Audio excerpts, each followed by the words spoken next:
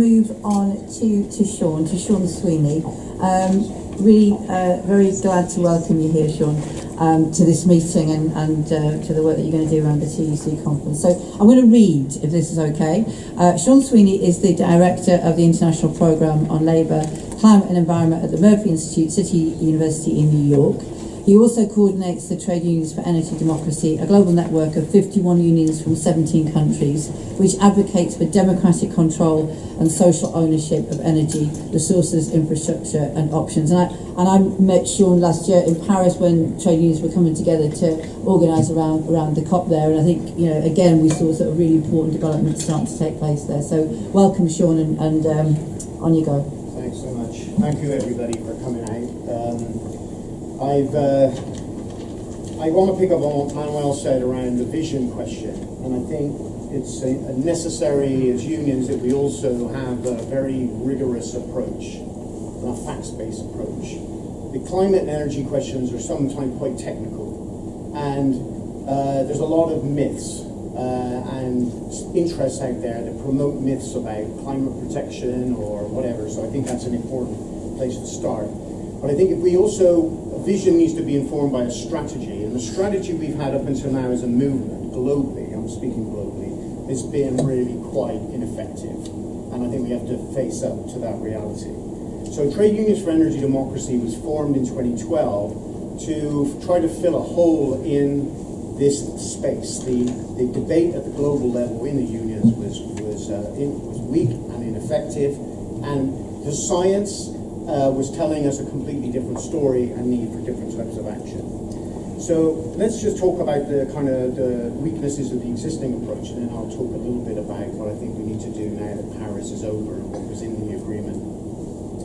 First of all, who framed the global trade union, and to many respects the national trade union approaches to this? It was largely the social dialogue, social partnership language of sitting around the table with employers and governments and trying to work this out as sane individuals who are going to try to move forward to a green transition. Big in that was the International Labour Organization. They framed it in those terms. And so what happened is unions were very slow to get into the climate debates. Off the shelf was an already agreed framework for how to deal with it. But there were so many flawed assumptions there. The first one was that the green transition was inevitable. We can see now, 10 years later, that what we're seeing is not a green transition, but more and more coal, oil and gas coming into the global system, emissions continuing to rise, the health impacts as well as the climate impacts of that worsening on a global scale. So we do need a new approach to address this energy emergency. It's a civilizational crisis.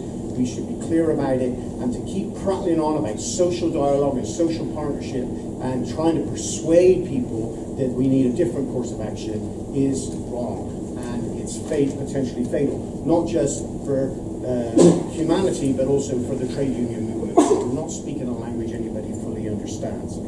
So when Trade Unions for Energy Democracy started, it tried to develop an independent trade union approach.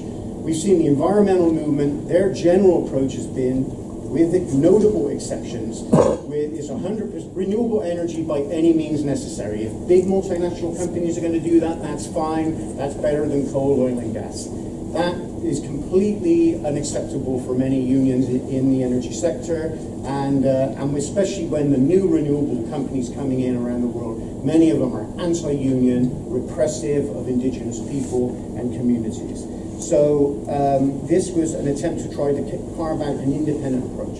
The other side of it was the employers. They have an agenda too, and I see it particularly in the United States where I live, have had a massive influence over the building and construction trades and the energy unions in the US.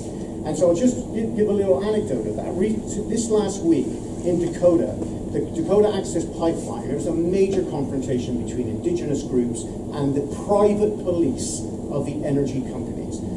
Unions supported the companies, and we had to get 3 or 4 unions to oppose that. It was hard work. The unions supported the companies. They support fracking and they support coal. When asked the legitimate question, What happens if you support fracking and cheap shale gas floods into the US market? Who's going to suffer? Well, we don't know. It's not our problem. It's jobs. Well, guess who did suffer? The coal workers. Coal-fired power stations have been falling like flies, largely because of cheap gas coming into the system. So one jobs agenda versus another jobs agenda doesn't add up to more jobs. It can often add up to less jobs. So I want to turn, if I may, to the Paris Agreement, and whatever little bit of time I've got left, I'll try to touch on that. You know, Lord Stern, has anybody heard of him? Nicholas Stern, you know, he wrote The Economics of Climate Change 10 years ago. And he came, I remember seeing him at Columbia University in New York, and he was full of arrogance about the future of green capitalism and how all we needed was a global price on carbon and the market will do the rest. So the job of governments is to send signals to the market by setting targets and putting a price on carbon that should be increased over time and let the market do the rest. This approach has completely failed. And we need to be absolutely clear about it. In 2015, the World Bank did an assessment of carbon markets around the world, and they tried to put a positive spin on it. They said carbon markets have tripled in their geographical reach in the last 10 years. Tripled from 4% to 12% of greenhouse gases. The average price of carbon is less than $10 a ton. The price needed to drive a 2-degree scenario is $120 a ton. So where is the carbon price going to come from? What has it done for the trade union movement? Some unions gave critical support to the idea of the carbon price. What happened? It became a factor in the deindustrialization of Britain and other countries. It contributed. We can debate how much it contributed. It contributed to job losses, but it did not reduce an ounce of carbon dioxide from the atmosphere. So the union movement, wanting to be good European citizens in the case of the EU, supported the carbon price and ended up with a backlash from their own members saying, you're supporting a policy, and we're seeing it with the rise of UKIP and the right all over Europe. And this is why we need an independent, rigorous trade union approach, grounded in public ownership of energy and democratic control. I will say, though, that the energy democracy is something of a movement now. The trade unions are rallying around this. We've got unions joining every month this project. Some are playing a large role, some are playing a small role, but they're moving into this space. And the distinct trade union voice is important, because a lot of people say energy democracy is that we all put solar on your home and we'll all make money selling electricity into the grid. That's not a trade union approach. The science demands, and if we go to the Paris Agreement, we can see this. What was the commitment made in Paris? Net zero emissions by 2060 or 2070. Now, how is that going to be accomplished?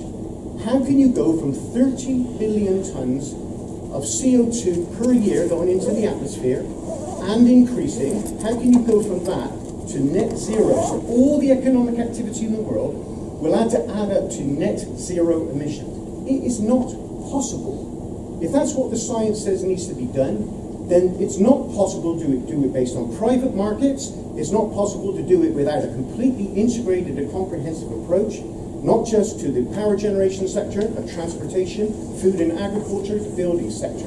And the only way we're going to advance that approach as a civilization is to fight to reclaim the economy in a way that we can have control over major economic decisions. It may sound like mission impossible, and I'll conclude on this point. It may sound like mission impossible, but if you look what the ILO is saying, we need to sit around and work this out as social partners. To me, that's more of an impossibility. It is a denial of the challenge.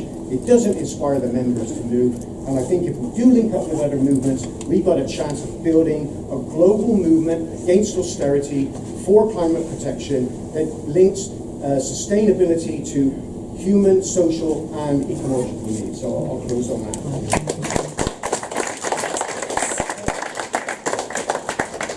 Sean, that's really excellent. I'd sort of advise people to go and have a look at the Trade Unions for Energy Democracy website and the information that they've got on there, and think about taking that information into your own trade union work, into your own trade union branch.